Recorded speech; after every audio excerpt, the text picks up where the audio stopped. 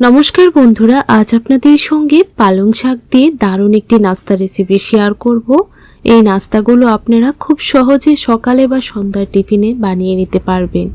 এখন শীতকালে কিন্তু খুব বেশি পরিমাণে পালং শাক পাওয়া যায়। পালং শাক দিয়ে আপনারা এরকমভাবে খুব সহজেই কিন্তু বানিয়ে নিতে পারবেন। অনেক সময় সন্ধ্যাবেলায় আমাদের চপ সিঙ্গারা খেতে ইচ্ছে করে, এরকমভাবে বানিয়ে ঝটপট খেতে পারবেন। তো নাস্তাগুলো তৈরি করার জন্য প্রথমে একটা চুলার উপর ফ্রাইং প্যান বসিয়ে দিলাম। 2 চামচ দিয়ে দিলাম সাদা তেল, অল্প একটু 5 ফোড়ন আর অল্প একটু আস্ত জিরে দিয়ে দিলাম। এখন একটু জিরে, ধনিয়া আর শুকনো লঙ্কা আধ ভাঙ্গা করে গুঁড়ো করে দিয়ে দিলাম। তো এইরকম আপনারা গুঁড়ো করে একটু দিয়ে দেবেন, তাহলে দেখবেন খেতে ভালো লাগবে। তো ফোড়নটা এখন খুব ভালো করে ভেজে নিচ্ছি। এখন দিয়ে দিচ্ছি একটা মিডিয়াম সাইজের পেঁয়াজ কুচি। পেঁয়াজটাকে গোল্ডেন কালার আসা পর্যন্ত ভেজে নিতে হবে। এখন দিয়ে দিচ্ছি অল্প একটু আদা গ্রেট করে। আপনারা চাইলে আদা পেস্ট করেও দিতে পারবেন। তো ভালো করে দেখুন ভেজে নিয়েছি। এখন দিয়ে দেব হাফ টিস্পুন জিরে গুঁড়ো, হাফ টিস্পুন ধনিয়া গুঁড়ো আর হাফ টিস্পুন দিয়ে দিচ্ছি লাল লঙ্কার গুঁড়ো। ঝালের পরিমাণটা আপনারা বুঝে দিয়ে দেবেন। 2টো কাঁচা লঙ্কা কুচি করে কেটে দিয়ে দিলাম। এখন এই মশলাটাকে খুব ভালো করে কষিয়ে নেব। ভালো করে কষিয়ে নেবার পর দিয়ে দিলাম হাফ টিস্পুন হলুদের গুঁড়ো। হলুদের গুঁড়োটা দিয়েও ভালো করে নাড়াচাড়া করে মিশিয়ে নিলাম।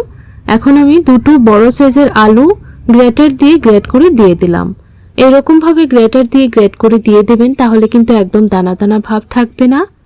তো দেখুন ভালো করে ভেজে নিয়েছি আলুটা। এখন স্বাদ অনুযায়ী নুন দিয়ে দিলাম আর দিয়ে দিচ্ছি অল্প একটু পালং শাক কুচি করে কেটে, প্রায় 150 গ্রাম পালং শাক কুচি করে কেটে দিয়ে দিলাম। এখন খুব ভালো করে আলুর সঙ্গে মিশিয়ে নিচ্ছি।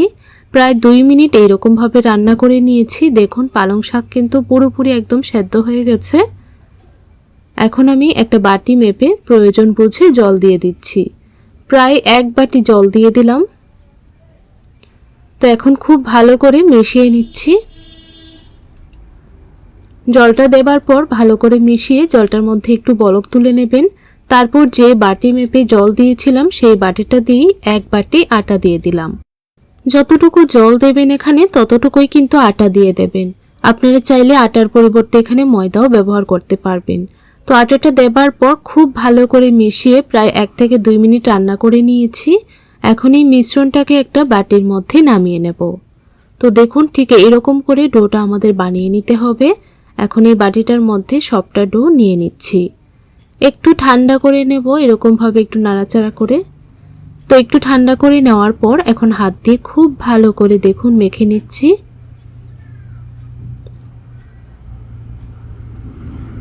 ভালো করে মেখে নিলাম। এইরকম একটা সফট ডো বানিয়ে নিতে হবে। এই দেখুন ঠিক এইরকম করে ডোটা আপনারা বানিয়ে নেবেন। জলের পরিমাণটা বুঝে দিলে কিন্তু ডোটা একদম ঠিকঠাক মতো তৈরি হবে।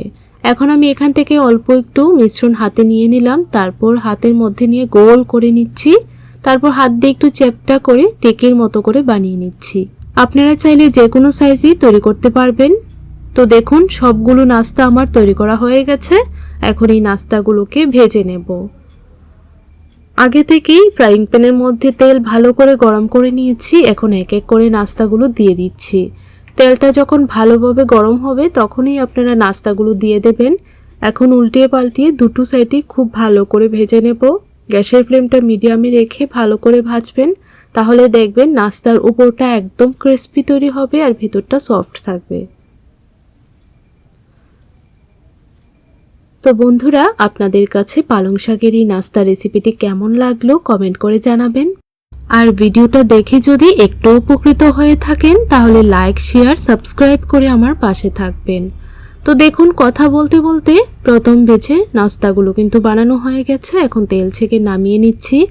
একদম ক্রিস্পি তৈরি হয়। একদিন হলো আপনারা বাড়িতে বানিয়ে খাবেন, খেয়ে বলবেন কেমন লাগলো। বাচ্চা থেকে বড় সবাই খেতে ভীষণ পছন্দ করবে। আর সঙ্গে একটু সস থাকলে কিন্তু আর কিছুই লাগবে না, বা আপনারা চাইলে চায়ের সঙ্গেও পরিবেশন করতে পারবেন।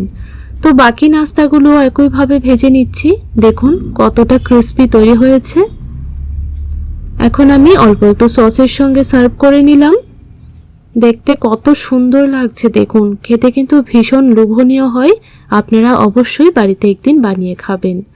তো বন্ধুরা, আজ এই পর্যন্তই। দেখা হবে পরবর্তী ভিডিওতে। ততক্ষণ আপনারা খুব ভালো থাকবেন, সুস্থ থাকবেন।